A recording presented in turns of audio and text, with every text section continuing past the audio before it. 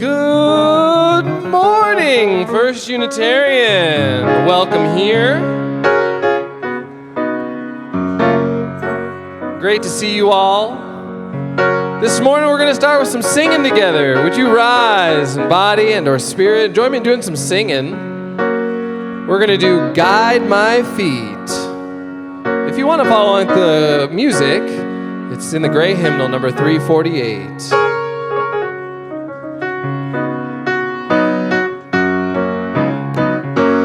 Go. Guide my feet while I run this race.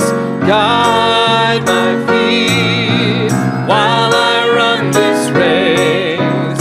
Guide my feet while I run this race. For I don't want to run this race in vain.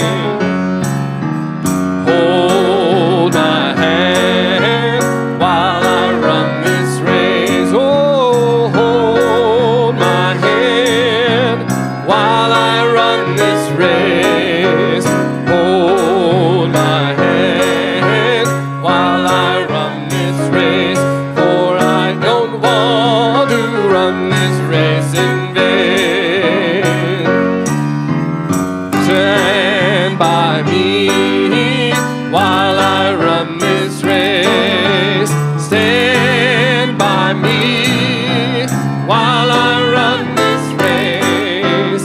Stand by me while I run this race. For I don't want to run this race in vain. Come on, search my heart while I run this race. Search my heart while I run this race. Search my heart while I run this race. For I don't want to run this race in vain. Race in vain. Good morning and welcome here.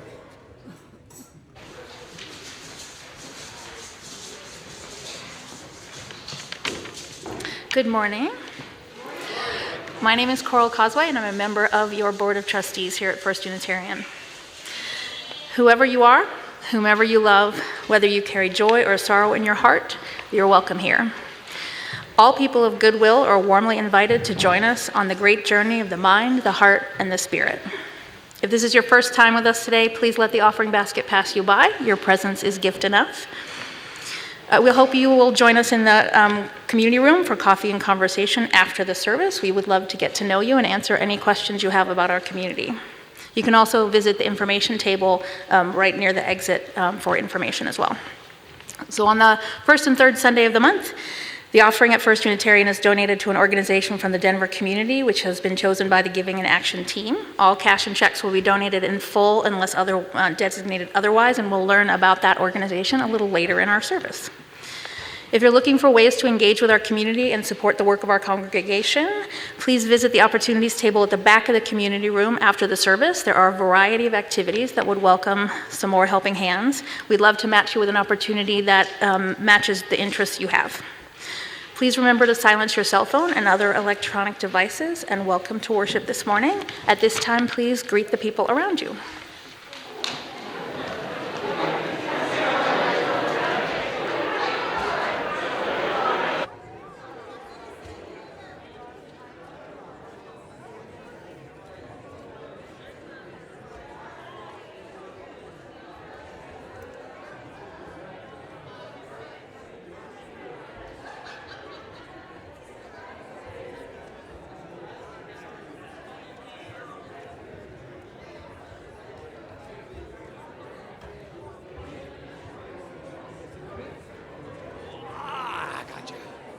Ready? Whoever you are, wherever you are welcome here. Particularly if this is your first, or maybe second, or maybe third, or fourth, or 100th time being here, we are so glad that you are here at First Unitarian. Please join me in singing our song of welcome, and Eliza too.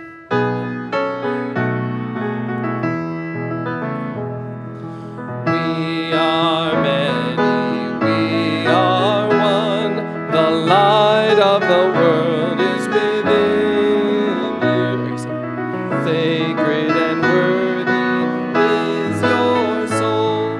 A place has been made for you.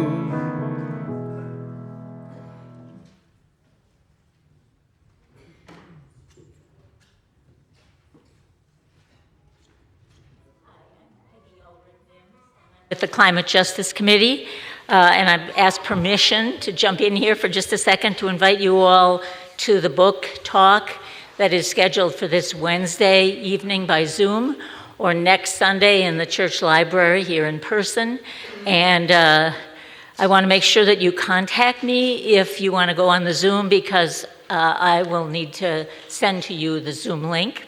The book is called Where the Water Goes by David Owens, and it's a history of the Colorado River from its origin up in the Rockies west of here, all the way down to the Delta, where there is no more river in Mexico.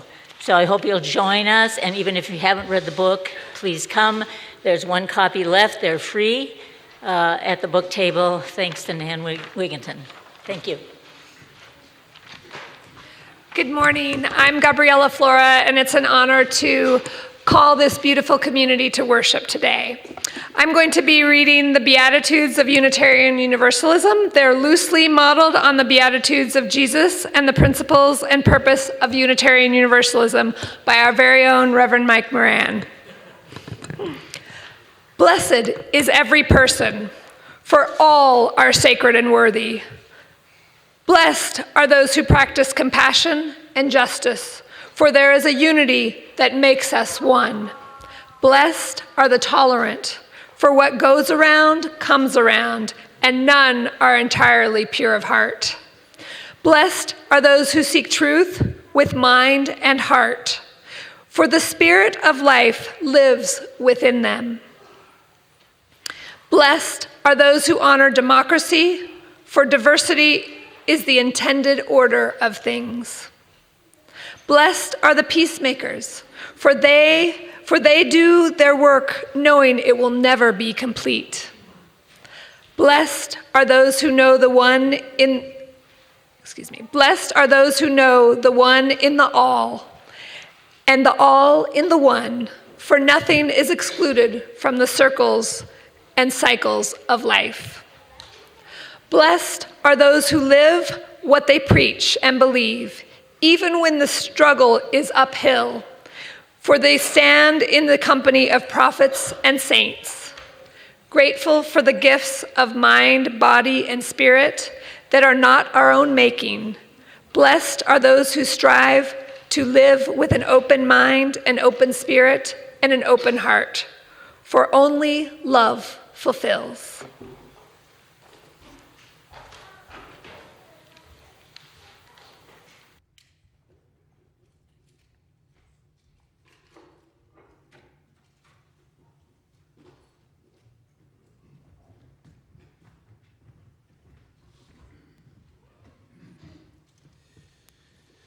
So today, Reverend Mike's sermon is entitled, Fascists Are Coming.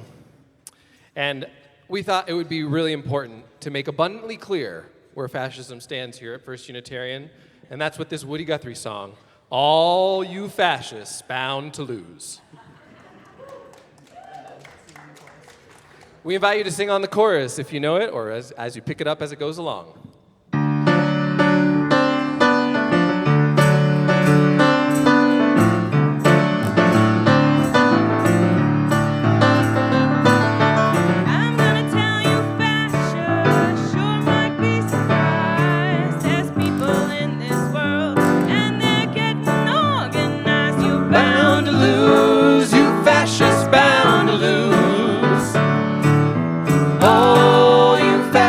Bound to lose.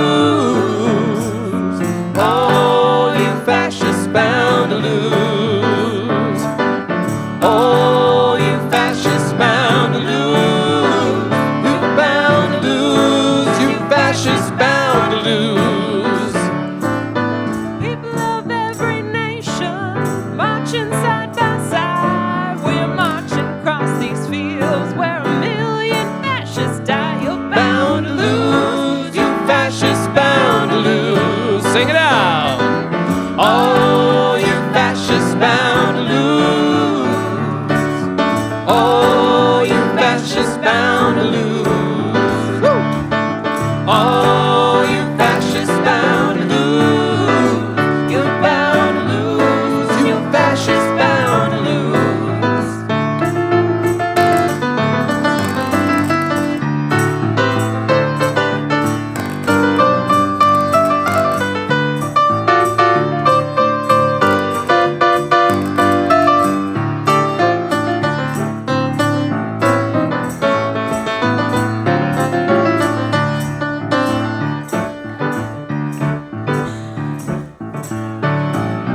We're gonna win this battle, not with hate and guns, but on with our love.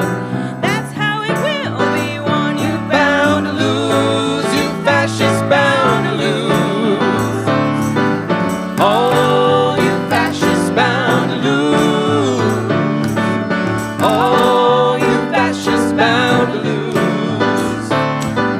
Oh, you fascists bound to lose. You're bound to lose. You fascists bound to lose. Last chance, sing it out. Oh, you fascists bound to lose. Oh, you fascists bound to lose.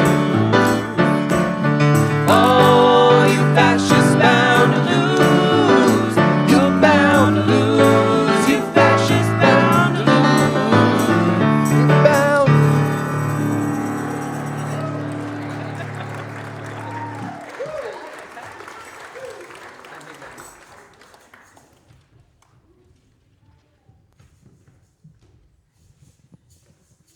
Good morning. I'm Erin Kenworthy, your Director of Religious Exploration. If you're young or young at heart, you can come on up here. We're going to do our time for all ages quickly, and then we're going to head out. What I'm going to let you all know is that Unitarian Universalism, it's a big name. That's who we are here in this congregation. Can you say it back to me? Unitarian Universal. Yeah. Whew, it's a mouthful, right? And in Unitarian Universalism, we have currently, in this church, the way that we practice, 8 principles that we uphold, and then we also have 6 sources. So those numbers, 8 and 6. And out on the RE desk, I usually have this little sign out there. And this is a children's version of our principles, so I'm just going to read them out here. This is a kid's version. Also means that it's the quick and easy version. So the first one is each person is important. The second, be kind in all you do. The third is learn to work together. And the fourth is search for what is true. Those first 4 are like a little poem. I love it. And then all people need a voice is number 5. Number 6 is build a fair and peaceful world. Number 7 is respect the earth, our home. And number 8 is dismantle systems of oppression. And we do dismantling downstairs with our Legos, don't we? Yeah, we do. All right.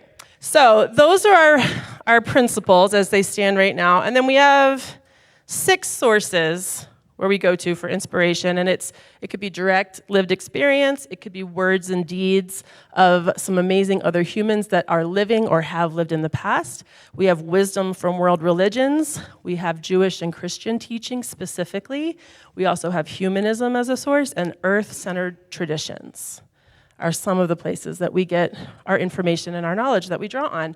All of those are outlined for our whole organization, for this UU church and other UU churches, in something called Article 2.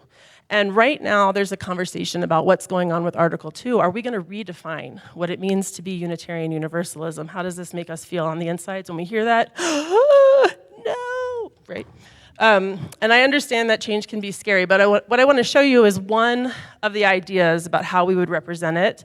Our 8 principles are a rainbow, and they have been for, 30 years? Where are my other RE people who've been around for a long time?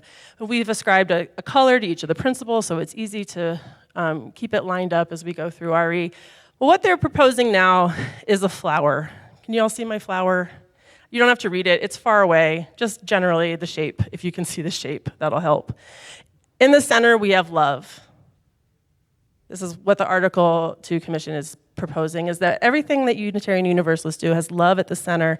And then we are surrounded by the practices of generosity, interdependence, pluralism, justice, equity, and transformation.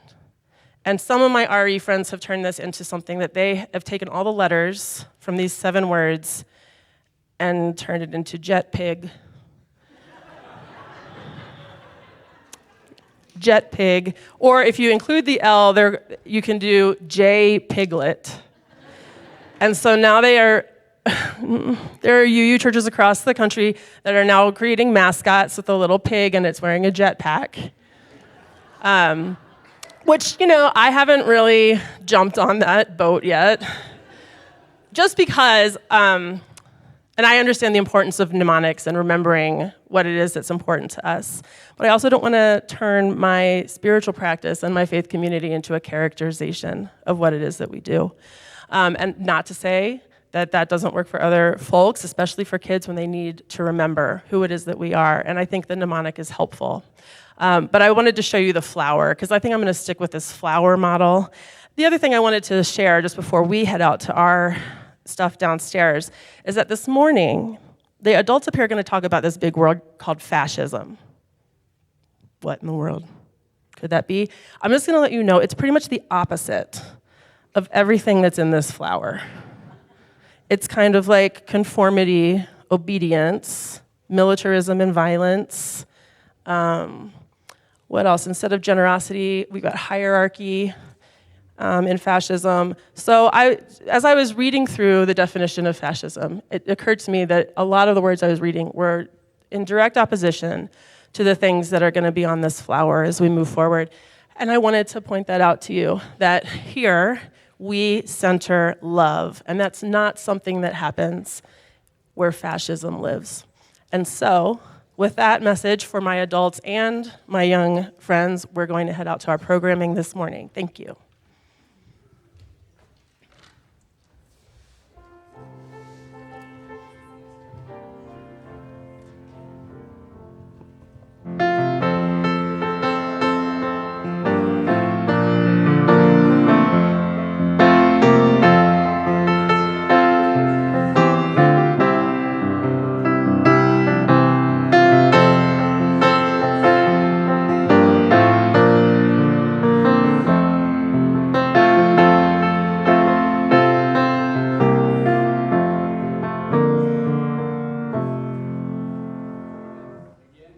I'm Arnie from the Giving in Action team. And first, I just want to say how proud I am to be a member of a church that calls out fascism.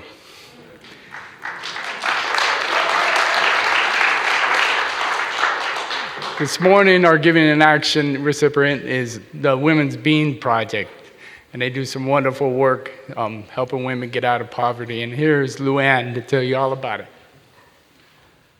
Thank you. Good morning. Thank you for allowing me to come and share a little bit about Women's Bean Project. We believe that all women have the power to transform their life through employment. So we hire women who are experiencing chronic unemployment, and we teach them to package nourishing foods that we sell all across the United States through some of the largest retailers. Through her work, she learns to stand tall, find her purpose, and break the cycle of poverty.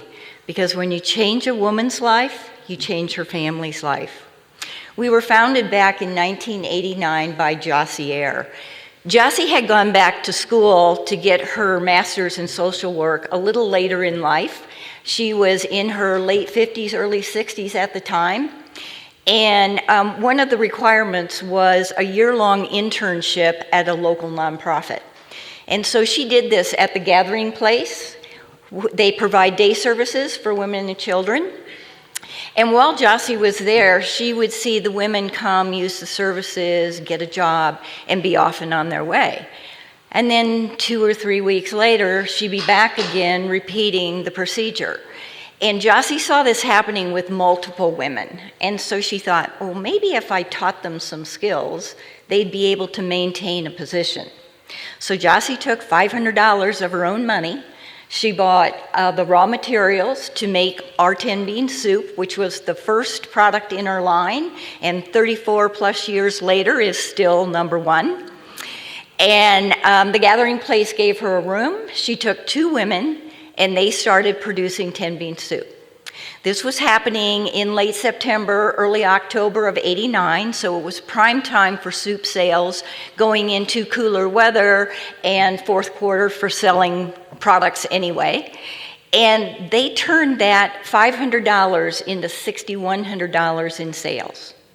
So Jossie knew she had a business, but what she learned is who we are and what we do today. And what she learned was the women really didn't understand what it was to have a job. You got to show up every day. You got to be on time. You got to listen to direction, pay attention to detail. You got to get along with your coworkers.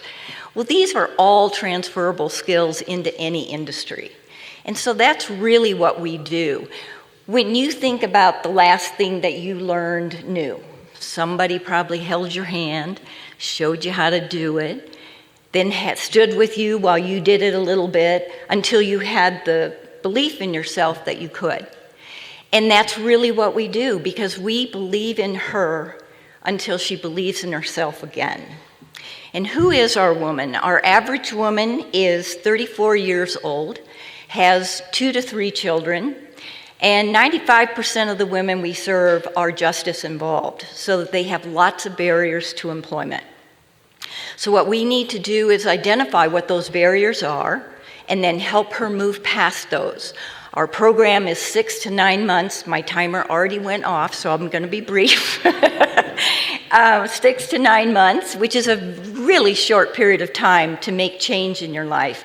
But it is amazing what you can see happen when everything is around her. The support, the positive, the community is there. When she no longer, she's 100% focusing on herself.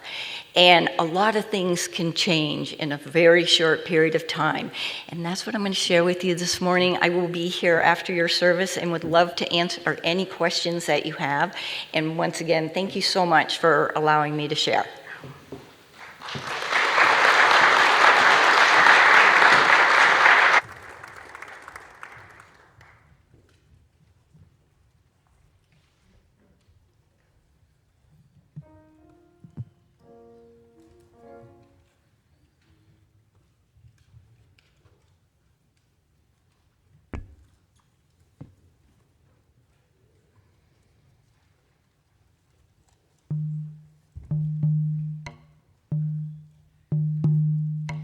I believe in being ready.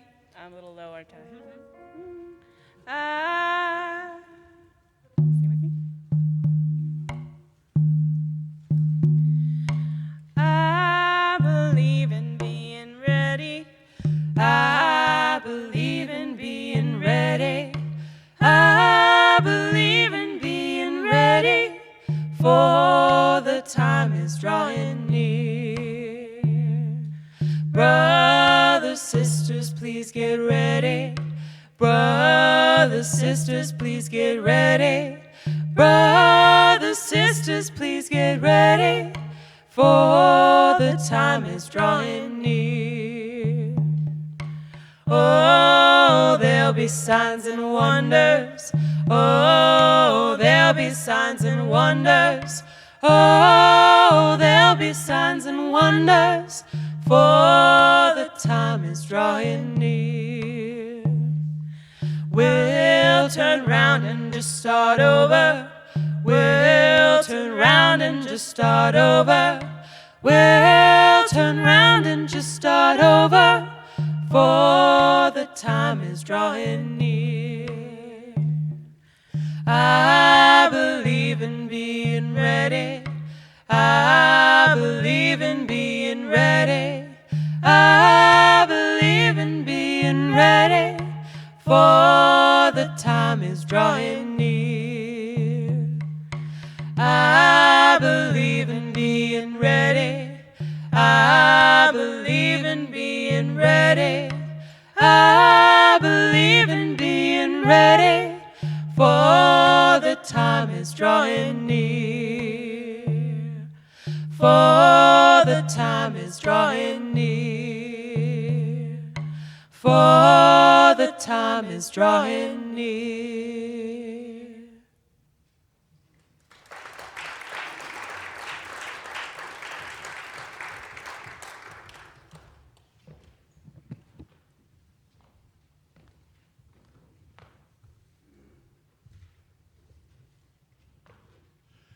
Your gifts this morning, freely given, are gratefully received. Thank you for your generosity, your support, your contributions to the Women's Bean Project this morning, and all the good work that they do in our community. Thank you. I want to take just a moment, as I often do at this point in the service, and offer up some thanks. And there's a long history behind this particular demographic in our congregation. About 6 years ago, we had a pretty strong and active young adult group, and for some very complicated reasons, it evaporated over some very deep and very sincere conflicts over a particular situation. I'm not going to go into that right now. However, for quite a while, there were very few young adults in our congregation attending on Sunday morning. But there is a growing number of young adults attending our congregation right now, and some of them are here. And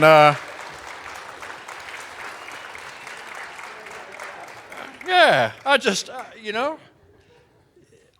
want to let you know you are a precious addition to our larger community, and the rest of us really need to make some room for you to be at home here. Amen?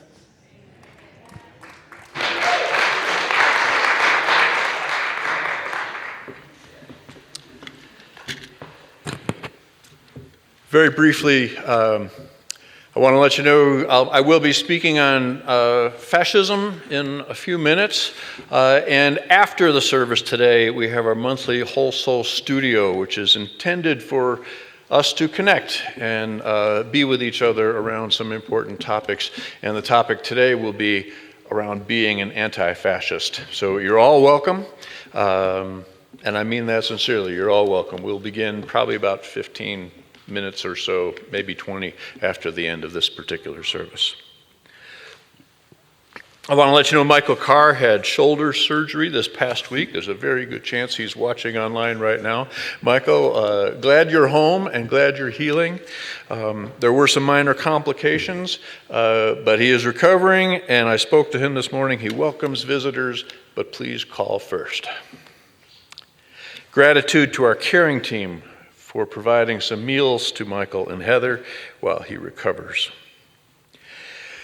This morning, I really feel I have to urge some de-escalation in the Middle East. In Iran, in Yemen, in Syria, in Iraq, and here in the United States. Along those same lines and for the same reasons, I want to again call for an immediate ceasefire in Gaza and in Israel. I don't know what the answer is, but I know it is not more bombs and dead children.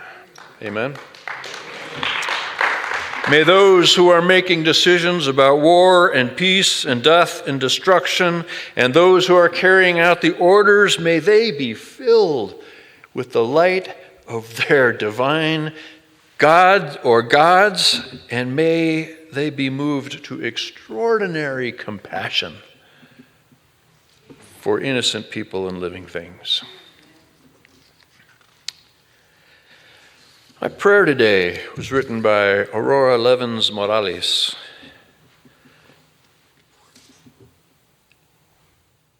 Say these words when you lie down and when you rise up, when you go out and when you return, in times of mourning and in times of joy. Inscribe them on your doorposts, embroider them in your garments, tattoo them on your shoulders, teach them to your children, your neighbors, your enemies, recite them in your sleep. Here in the cruel shadow of empire, another world is possible. Imagine winning. This is your sacred task. This is your power. Imagine every detail of winning, the exact smell of summer streets in which no one has been shot. The muscles you have never unclenched from worry, gone soft as newborn skin. the sparkling taste of food when we know that no one on earth is hungry, that the beggars are fed, that the old man under the bridge and the woman wrapping herself in thin sheets in the back of a car and the children who suck on stones nest under a flock of roofs that keep multiplying their shelter. Lean with all your being toward that day, when the poor of the world shake down a rain of good fortune out of heavy clouds and justice rolls down like waters. Defend the world in which we win as if it were your child. It is your child. Defend it as if it were your lover. It is your lover. When you inhale and when you exhale, breathe the possibility of another world into the 37.2 trillion cells of your body until it shines with hope. And then imagine more. Imagine rape is unimaginable. Imagine war is a scarcely credible rumor. That the crimes of our age, the grotesque inhumanities of greed, and the sheer astounding shamelessness of it, the vast fortunes made by stealing lives, the horrible normalcy it came to have is unimaginable to our heirs, the generations of the free. Don't waver. Don't let despair sink its sharp teeth into the throat with which you sing. Escalate your dreams, make them burn so fiercely that you can follow them down any dark alleyway of history and not lose your way. Make them burn clear as a starry drinking gourd over the grim fog of exhaustion, and keep walking. Hold hands, share water, keep imagining so that we and the children of our children's children may live. Amen.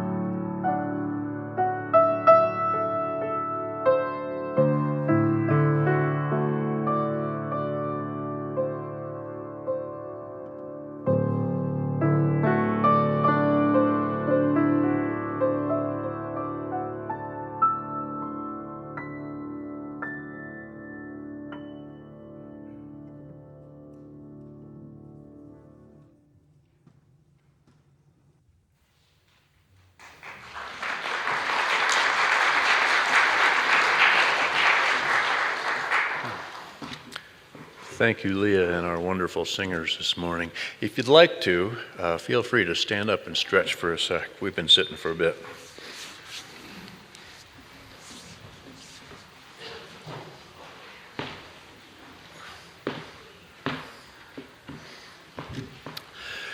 So this particular sermon this morning comes with an upfront apology. I'm aware that many of us come to church to be spiritually fed, inspired, or comforted.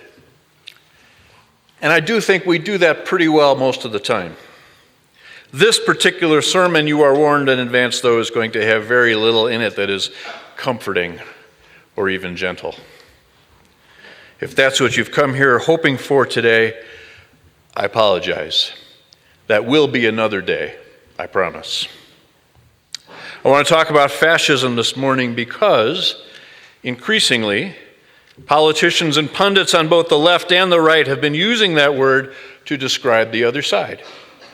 And sometimes they say it merely in exaggerated rhetoric, but sometimes they mean it. And because this particular tradition lives in this world, instead of pretending to be above it, and because we value truth over fantasies and falsehoods, we should know what fascism is and what it's not. In our tradition, we understand that the truth, even when it's painful, is ultimately healing.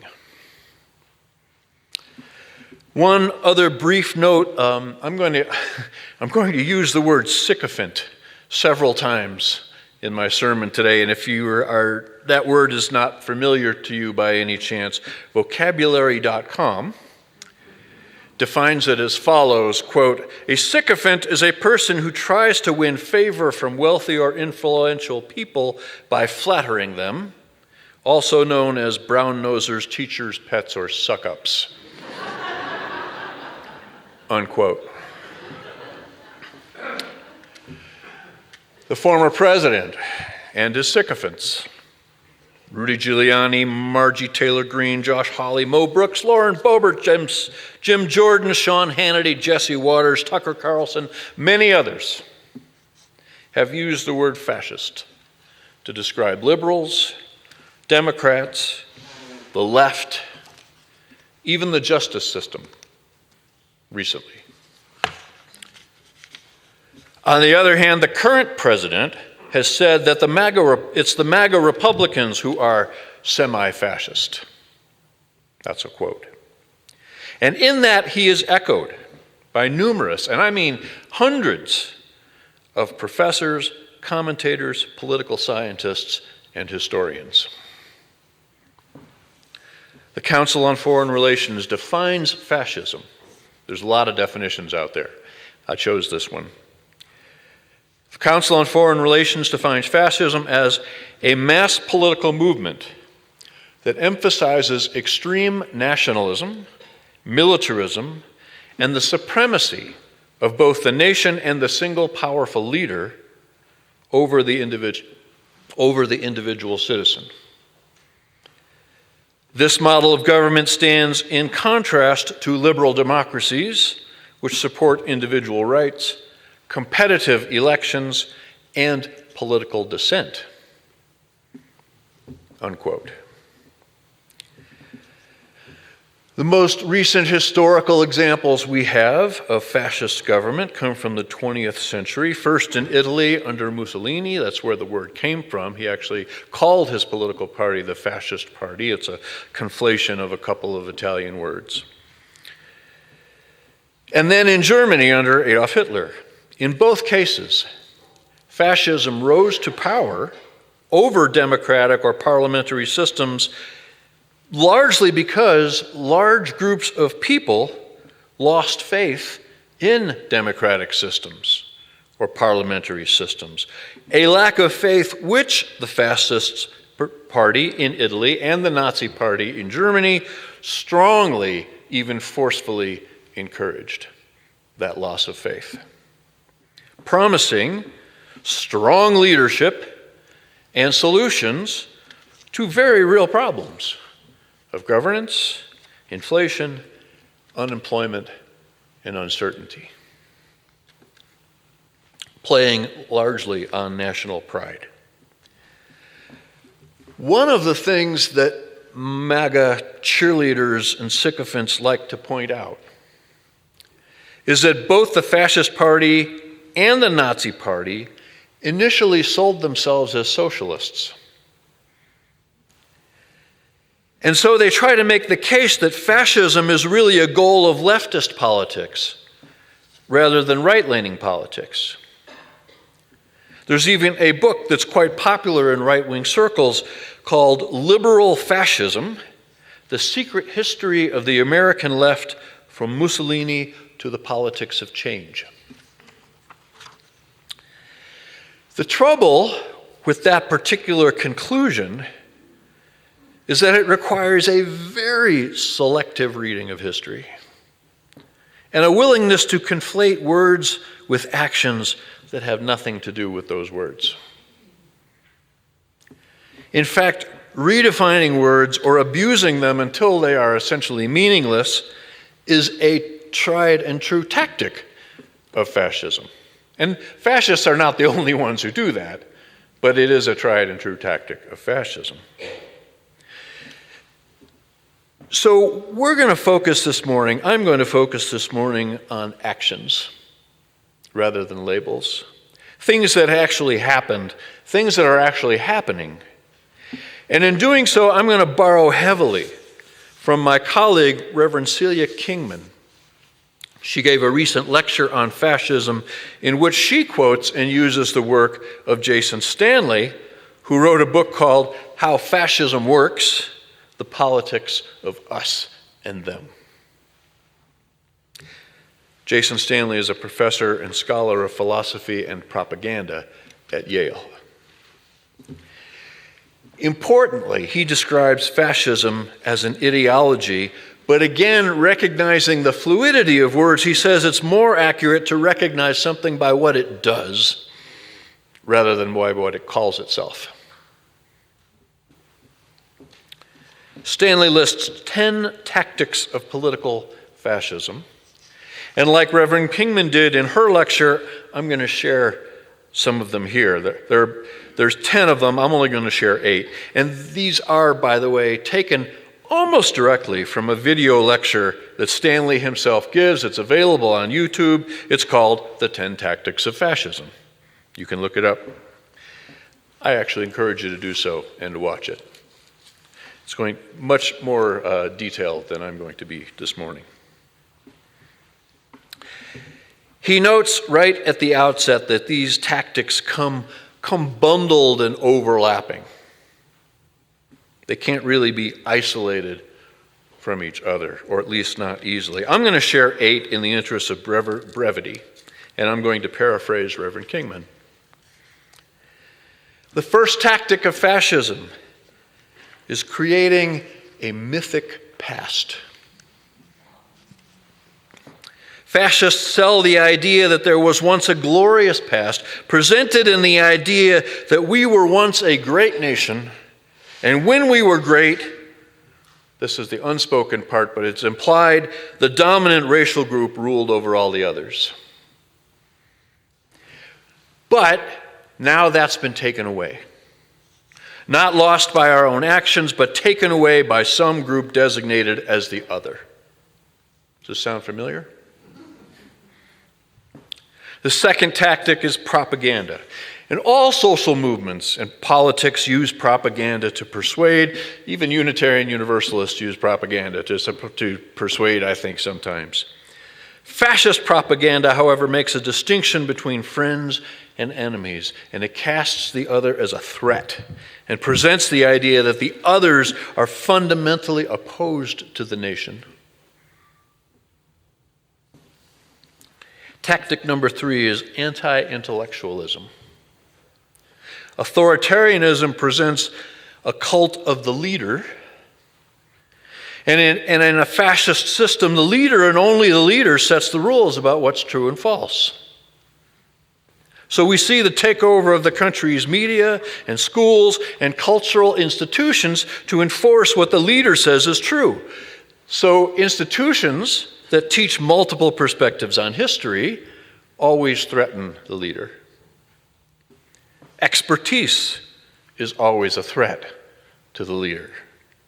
Science is a threat to the leader.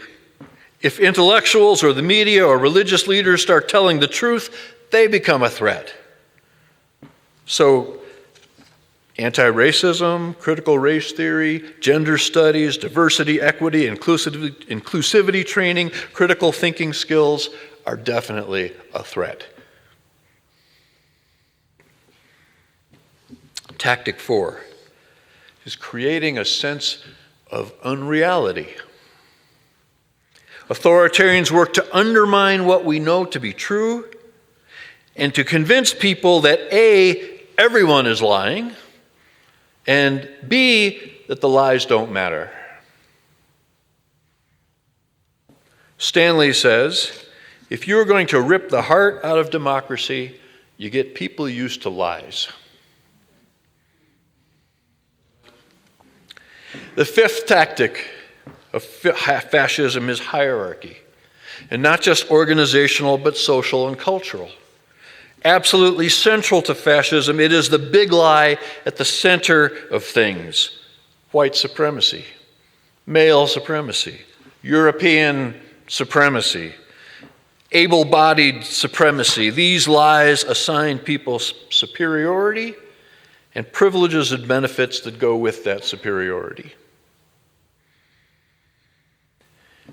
And hierarchy slides real nicely into number 6, which is victimhood. Once you've convinced people that they are somehow justifiably higher in the hierarchy, then you can convince them that they are victims of equality.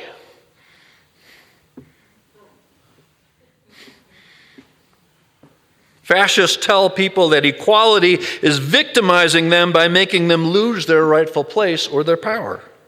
Make them feel like they've lost something and that the thing they've lost has been taken from them by a specific enemy. In this case, liberals or the left or intellectuals or immigrants and so on. A social hierarchy with the victimhood of those at the top. Seventh tactic of fascism is law and order, or at least the claims of law and order. Under fascism, it is assumed that members of the dominant group are law-abiding by nature, and marginalized groups are not law-abiding by nature. It has nothing to do with justice or equality. It's about who is seen as legitimate and who is seen as illegitimate. Once that is established, violence is the next step. Easily justified. Fascism scholar Ruth Ben-Ghiat wrote, "The essence of fascism is violence." And tactic number 8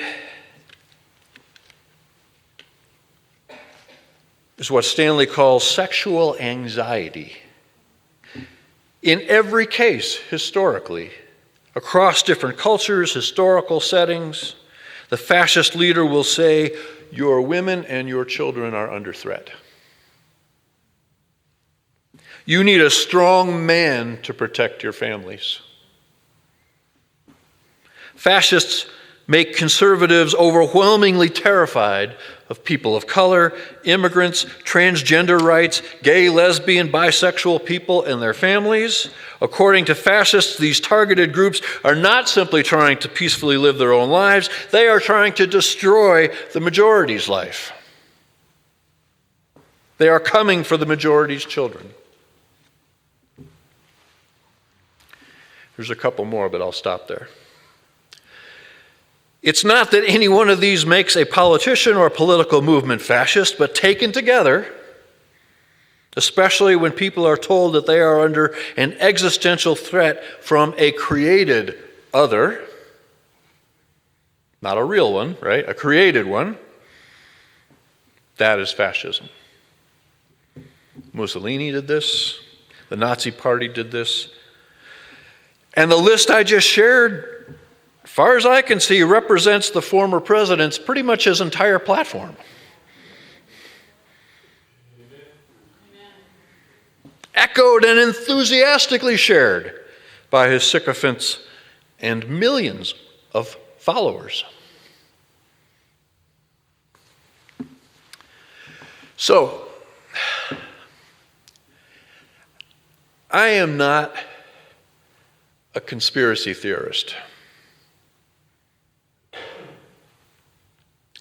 My somewhat limited experience with large organizations and large movements is that they are inevitably run by very fallible and inconsistent humans. So I don't really believe that there is a coordinated, calculated, predetermined strategy to make the United States into a fascist state.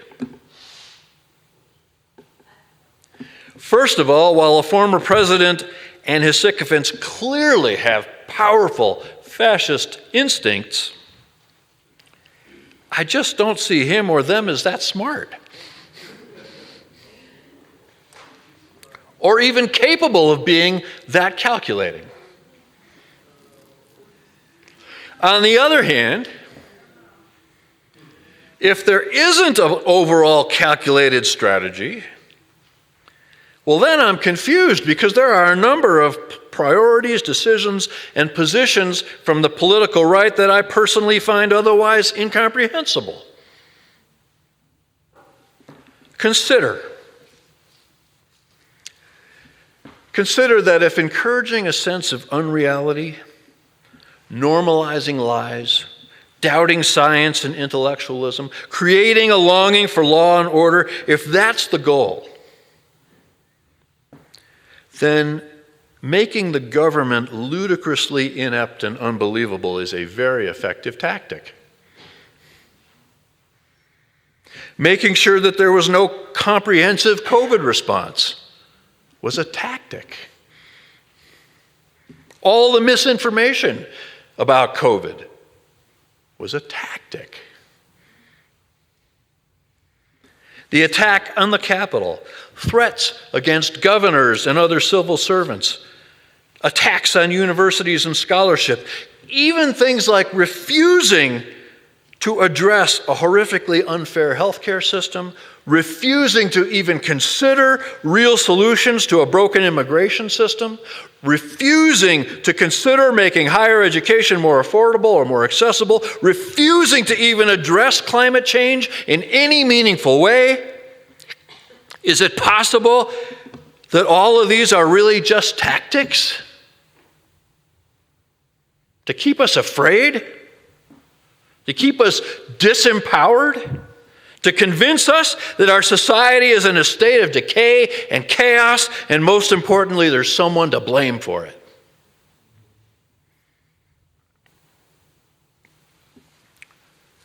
Reverend Kingman posits that even gun violence is a tactic. And I quote her, quote, "Violence and particularly mass shootings serve a purpose to terrorize the population, make us more fearful and thus more eager for an authoritarian leader who can protect us. This is the real reason that extremist Republicans don't want to do anything about gun violence. These shootings, yes, including school shootings, are a cynical, horrible, evil tactic." Unquote. I'm not positive I agree with that 100%. But that's a compelling argument. So this is my personal dilemma. I'm really of two minds. On one hand, the leader doesn't seem nearly smart enough to coordinate such a multi-layered strategy. And is too much of an ego to let anyone else tell him what to do. On the other hand, the cumulative evidence for a coordinated strategy, when you really start looking at it, feels pretty overwhelming. Now, if Dear Leader is being strategic at that level, the dude deserves an Oscar for playing dumb. Because he's got me fooled.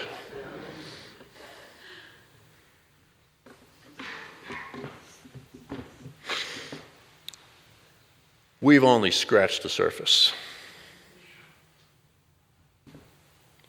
If it isn't clear by now, the fascists are not coming. The fascists are here.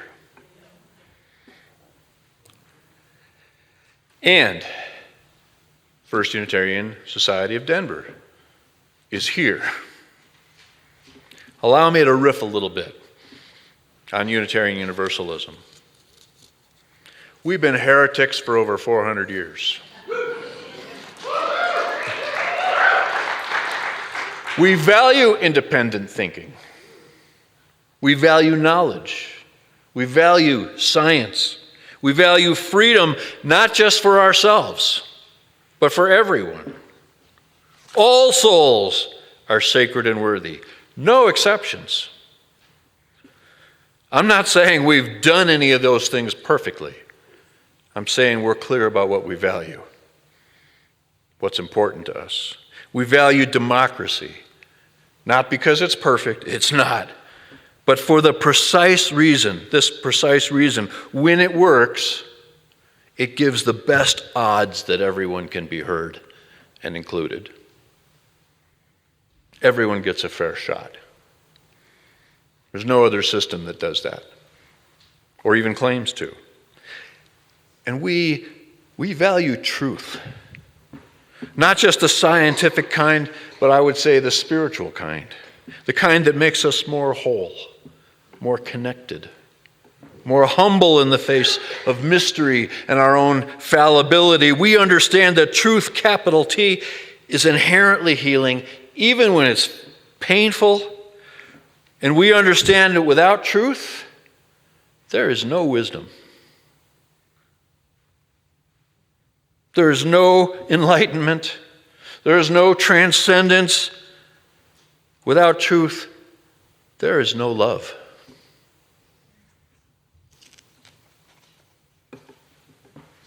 We value love. We value diversity and equity and inclusion because those things make the world a better place, not just for us, but for everybody.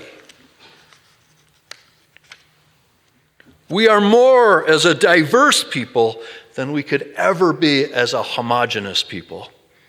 Amen? We understand that creation loves diversity. Diversity is the natural order of things. Anything else is aberration. For all those reasons and more, we are anti-racist, anti-exclusion, anti-religious bigotry, and anti-fascist. I want to start wrapping this up by inviting us individually and as a community to be more intentionally anti-fascist. And I have a few suggestions about how to do that.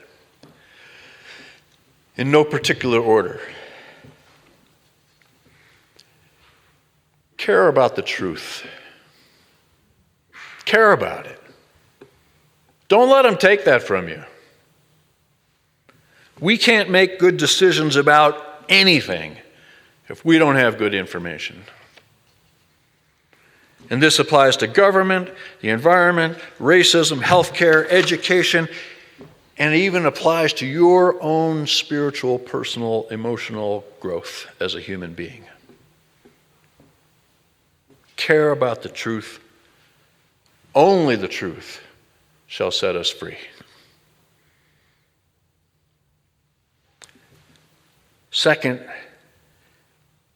remember what religion is for. Not what it claims to be, or what it, the word it has out there, the the connotations that it's been given in recent decades. Remember what religion is for. Religion, when it's done right, is a point of resistance to the forces seeking to tear us apart.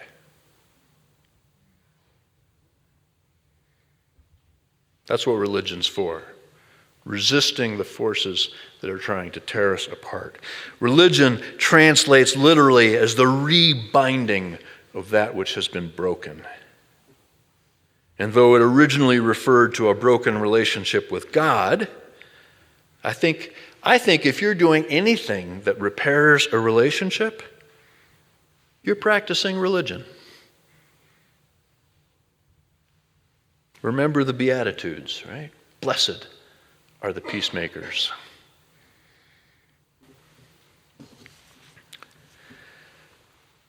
Third, support organizations that live, advocate, or act for a pluralistic society. That may be the single best way to be an anti-fascist right now, because you can't do it alone. In the words of Martin Luther King, right? This is going to take the power of organization and the organization of power. Support organizations that live, advocate, educate, or act for a pluralistic society. The next one I have here is ask questions. Ask a lot of questions. Why do we have a horrifically unjust healthcare system? Why does our country spend over half of its annual budget on the military? Why are black men 13 times more likely to be arrested than white men? Why can't we do anything about climate change? You get the idea. Asking questions is a very anti-fascist thing to do.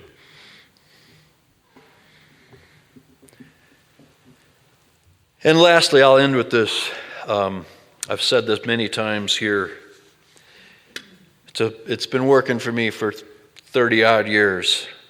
Rabbi Lawrence Kushner's advice for difficult conversations.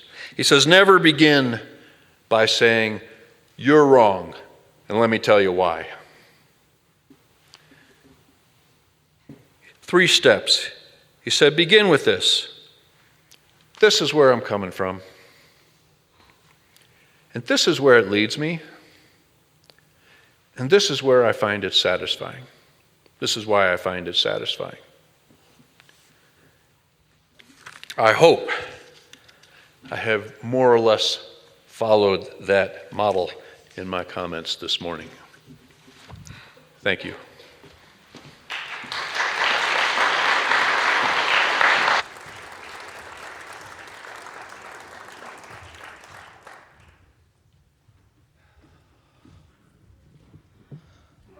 Would you please rise in body and or spirit and join me in keep on moving forward. Join me in doing some singing. Gonna keep on moving forward. Keep on moving forward. Keep on moving forward. Never turning back. Never turning back. Gonna keep on singing loudly. Gonna keep on singing loudly. Gonna keep on singing loudly. Never turning back.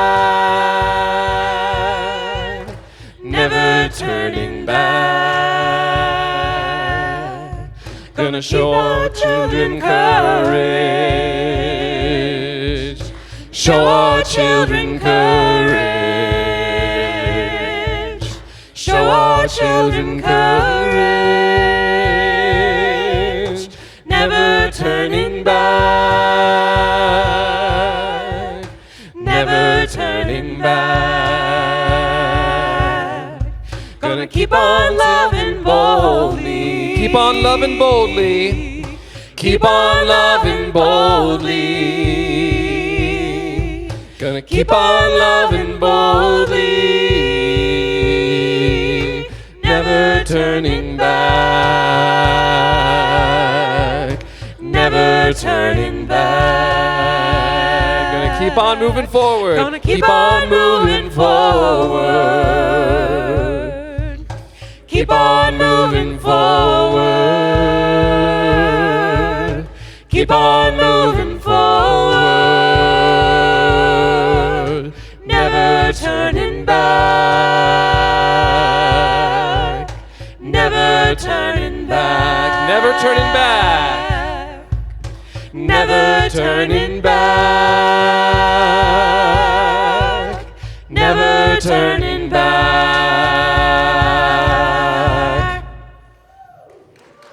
Please join me in singing our closing affirmation.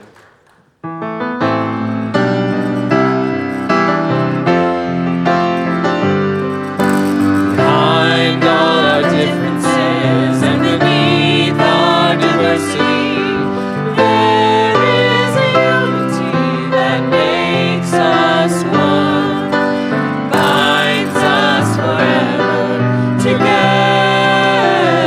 throughout all time, through life and death, and the space between the stars, throughout all time, through life and death, and the space between the stars.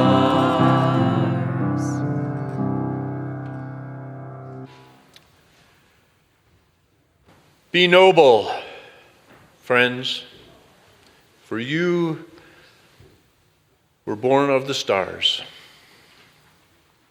Be humble, friends, for you are made of the earth. And be kind, friends, for you belong to each other. Amen. Our service is ended.